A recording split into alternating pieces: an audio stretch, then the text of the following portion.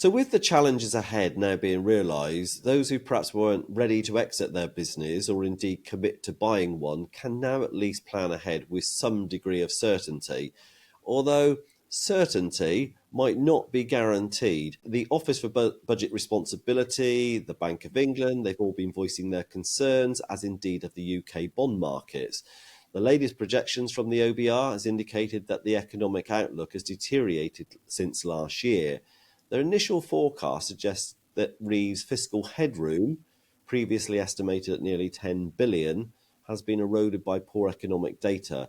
And we've witnessed a decline in UK government bond values, and that sort of uncertainty over monetary policy, where increasing the minimum wage and employers' NI takes effect from April 25, is likely to fuel redundancies and potentially weaken recruitment. We're already seeing that the recruitment industry are saying that there's 40% less vacancies in January 25 compared to 24, plus fuel inflation through the hike in prices required by the increase in wages and employers' NI.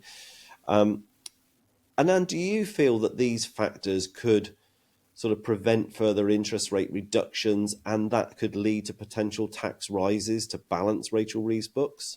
Absolutely. As you say, as soon as inflation starts creeping up again, then one of the characteristics, one of the things they look at, they consider in order to reduce inflation is having interest rates higher than they would otherwise be. So absolutely, if inflation starts to creep, which as you say it will do, there'll be wage inflation because of the NIC changes, to the extent that these firms, and there'll be certain companies that can't afford to, will have to adjust what their wages are going to be in order to account for the additional NICs that will be payable. So you're quite right. What obviously an employer NIC hike does is it's a tax on jobs. What it means is that certain employers will have to look very carefully about hiring decisions and about also pay rises and what they can really afford. And some of the biggest employers in the country have raised concerns about that, supermarkets, etc. It certainly, as you say, ends up kind of boxing the Chancellor in terms of what other levers she can pull. And tax rises is one of the things she could look at. You're quite right.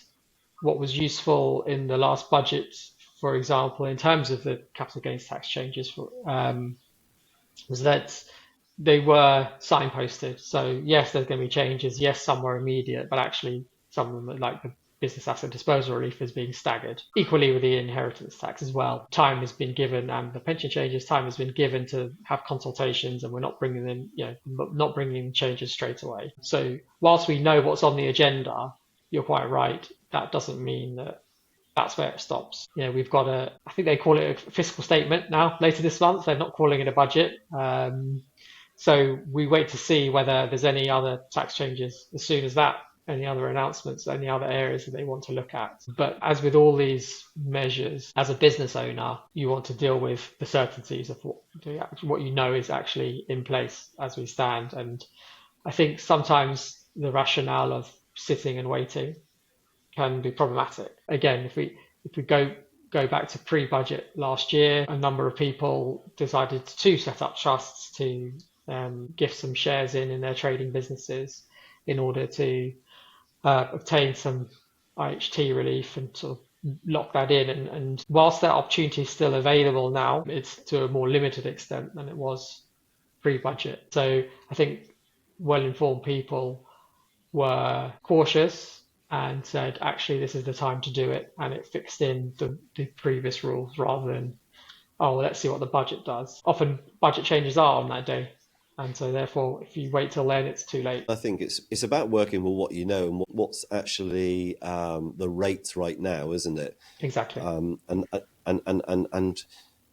I don't think anything's going to become more favourable, potentially unfavourable.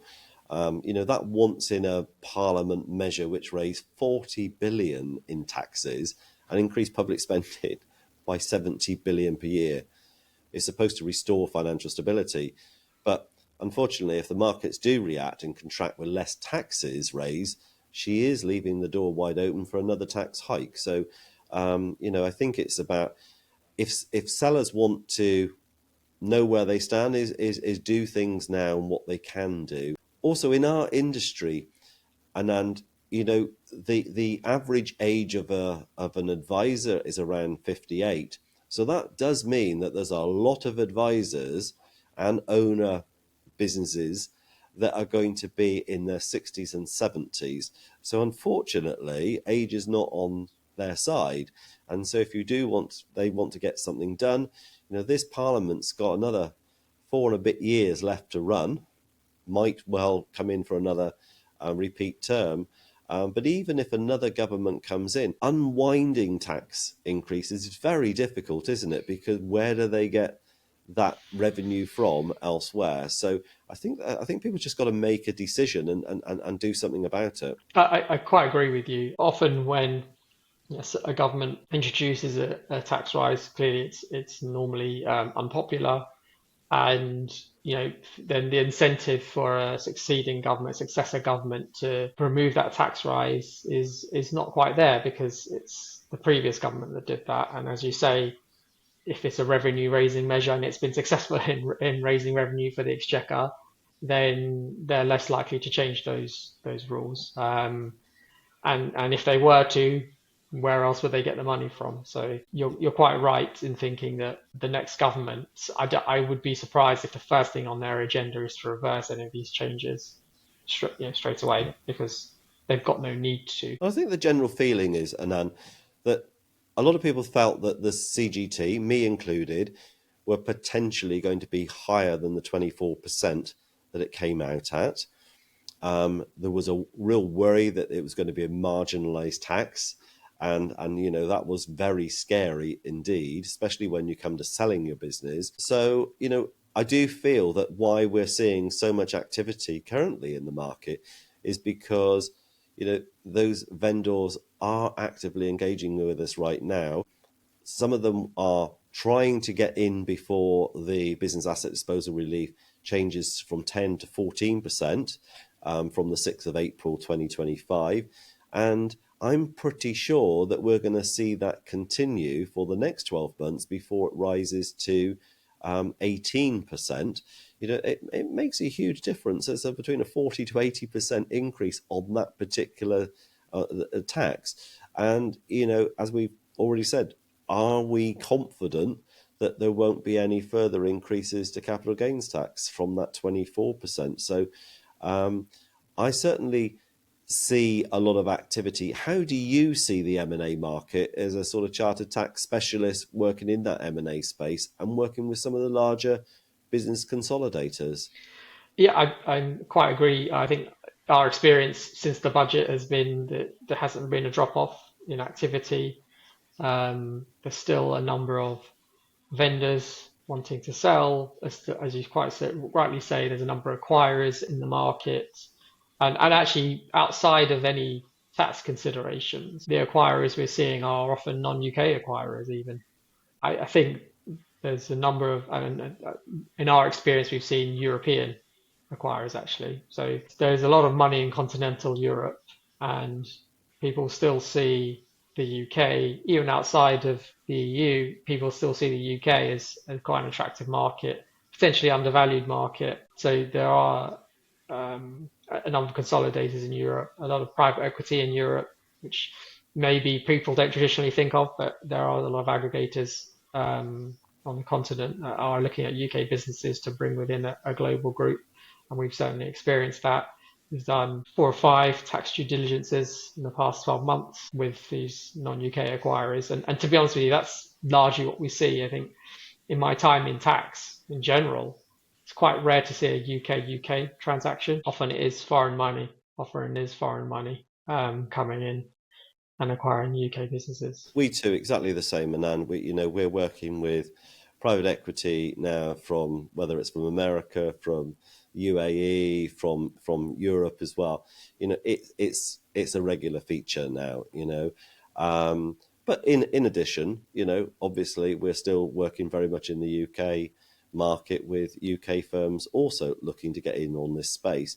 But the larger consolidators often do have private equity coming from from outside the UK, and as you say, it's a very attractive market, and the multiples being paid for UK businesses are deemed lower than they are for others, and I think what they really like about the FCA consumer duty is that robustness of that client fee income as well. So it makes a really good opportunity for that to be a known source of income. But plus, there are great ways of bringing in economies of scale, and plus perhaps having their own discretionary fund management, which increases the amount of fee income, not just the advisor fee, but also from platform fees, fund manager fees, etc., to have a much bigger share of the sort of TER. So I see this market being extremely attractive. And I do read reports sometimes saying that the market has contracted and with interest rates being higher, but we're certainly not seeing it.